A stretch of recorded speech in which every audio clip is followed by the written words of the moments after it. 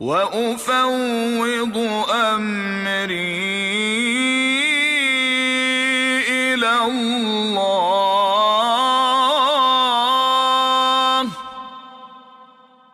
وأفوض أمري إلى الله وأفوض أمري إلى الله إن الله بصير بالعباد.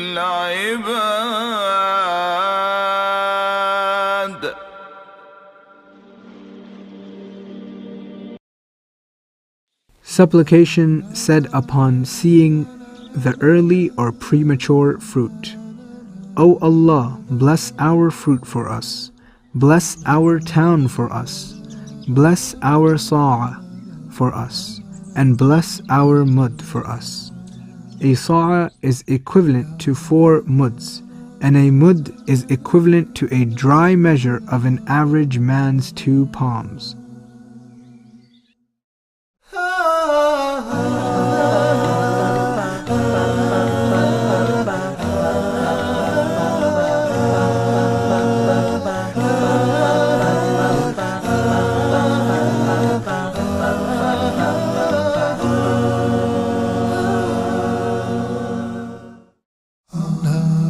The Messenger of Allah, may God's peace and blessings be upon him, said, "The one who covers up the shortcomings of someone else, Allah will cover his shortcomings on the Day of Judgment." الله الذي جعل لكم الليل لتسكنوا فيه والنهار مبصرا إن الله لذو فضل على الناس ولكن أكثر الناس لا يشكرون. ذلكم الله ربكم خالق كل شيء لا إله إلا هو. ذلكم الله ربكم خالق كل شيء لا إله إلا هو فأنى تؤفكون.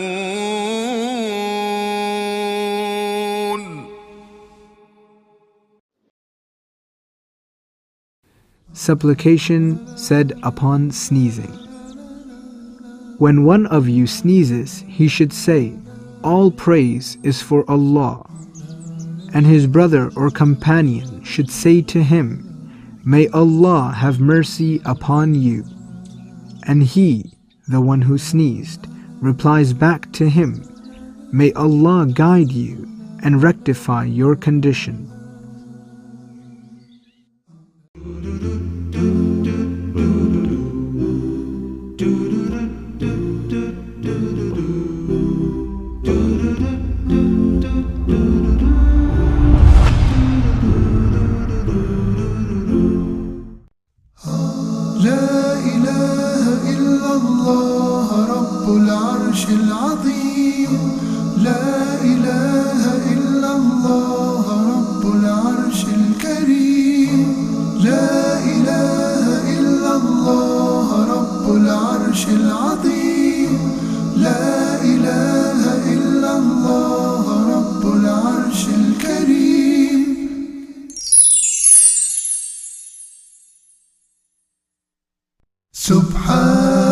Subhanallah. سبحان الله العظيم سبحان الله وبحمده سبحان الله العظيم.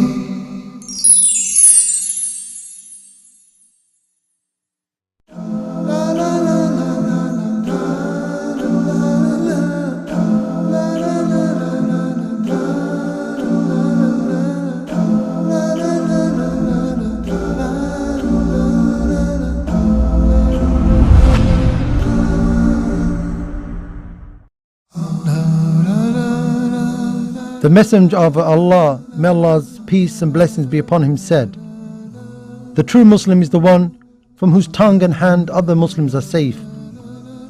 The true muhajir or emigrant to Allah is the one who abandons what Allah has forbidden." إن الساعة لآتية لا ريب فيها إن الساعة لآتية لا ريب فيها ولكن أكثر الناس لا يؤمنون. Indeed, the hour is coming, no doubt about it. But most of the people do not believe. Upon experiencing unrest, fear, apprehensiveness, and the like during sleep, I take refuge in the perfect words of Allah from His anger and punishment, and from the evil of His servants, and from the madness and appearance of devils. The virtue of building a mosque. Jabir ibn Abdullah, may Allah be pleased with him, reported that the Prophet, may God's peace and blessings be upon him, said, "Whoever builds a mosque for the sake of Allah, no matter how small it is, Allah will build for him a house in paradise."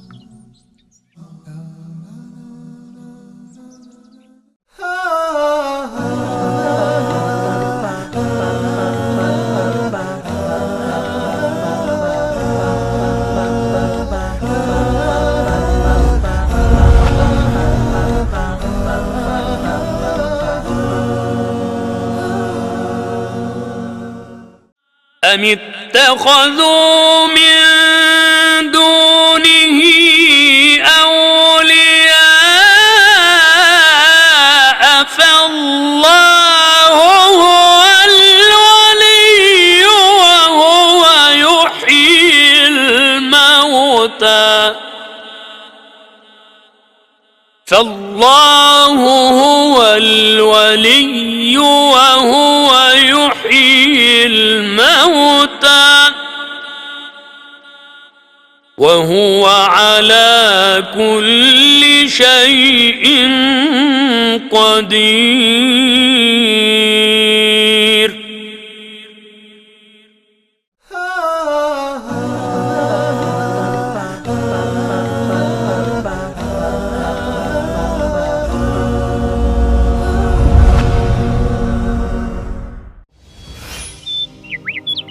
Believe and do righteous good deeds.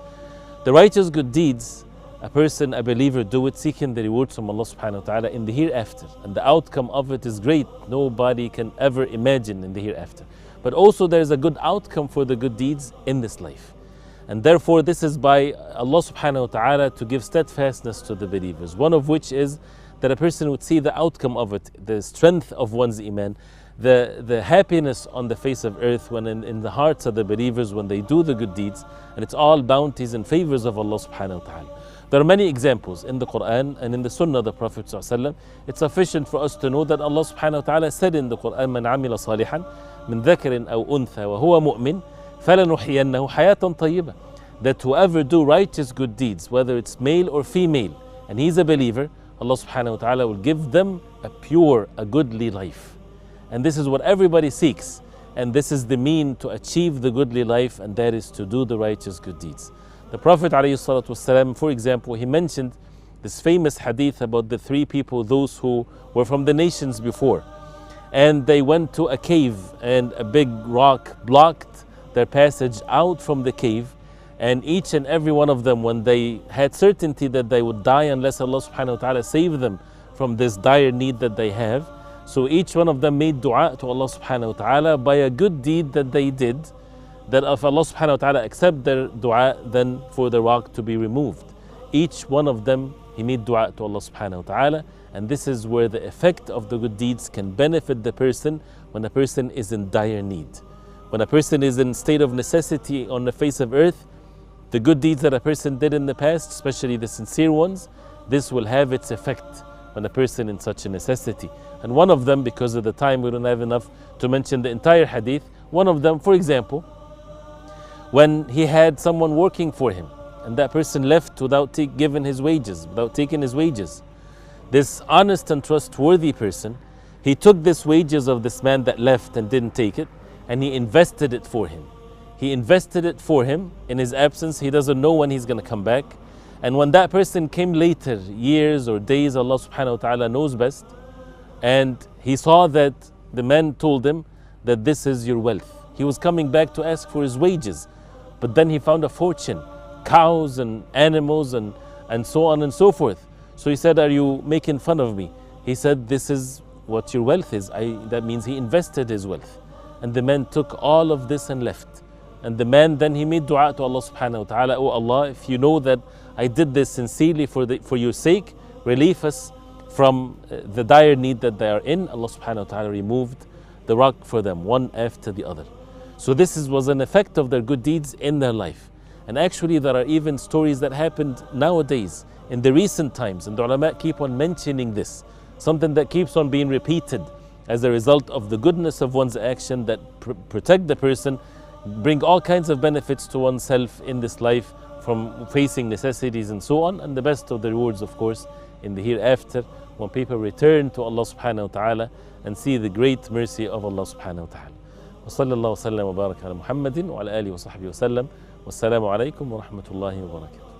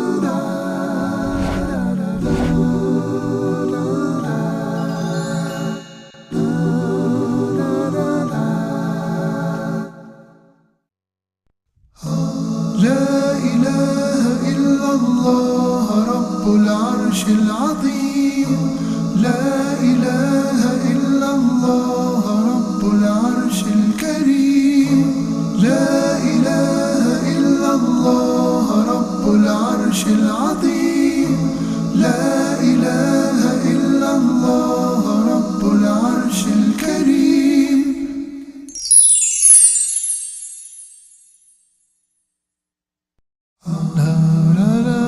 Abdullah ibn Amr, may Allah be pleased with him, said, a man asked the Messenger of Allah, may God's peace and blessings be upon him, what acts of Islam are best?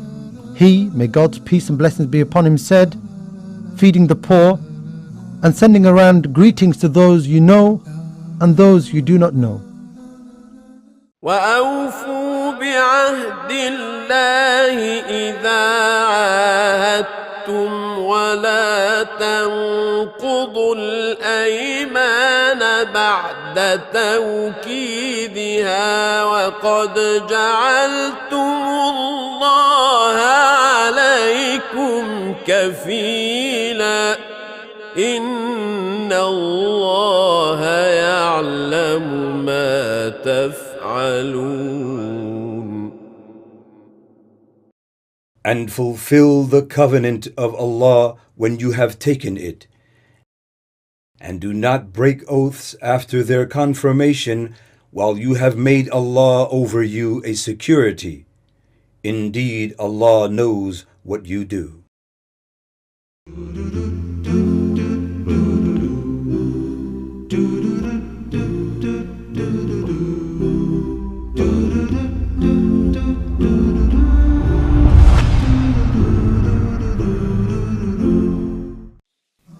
Upon seeing a good dream or a bad dream. The righteous dream is from Allah, and the bad dream is from the devil. So if anyone sees something which pleases him, then he should only relate it to one whom he loves. Summary of what to do upon having a bad dream. Spit on your left 3 times. Spit, a form of spitting compromising mainly of air with little spittle. Seek refuge in Allah from shaitan, the evil. Do not relate it to anyone. Turn and sleep on the opposite side to which you were sleeping on previously. Get up and pray if you desire. Subhanallah wa bihamdih, Subhanallah al-Azim, Subhanallah wa bihamdih, Subhanallah al-Azim.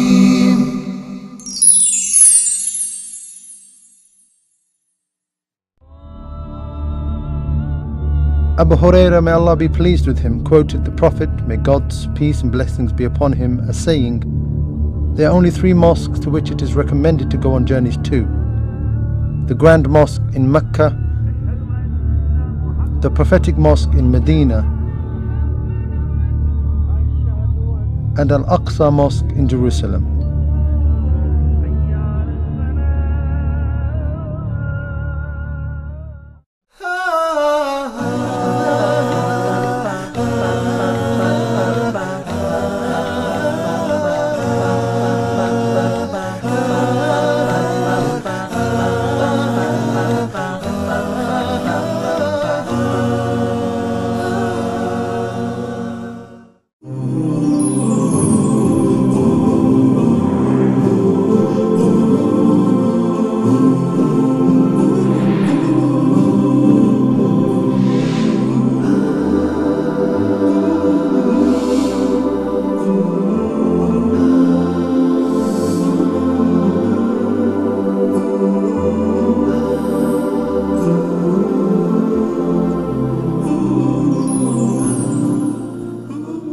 Bismillahirrahmanirrahim wa salatu wassalam ala Rasulillahi al-Kareem.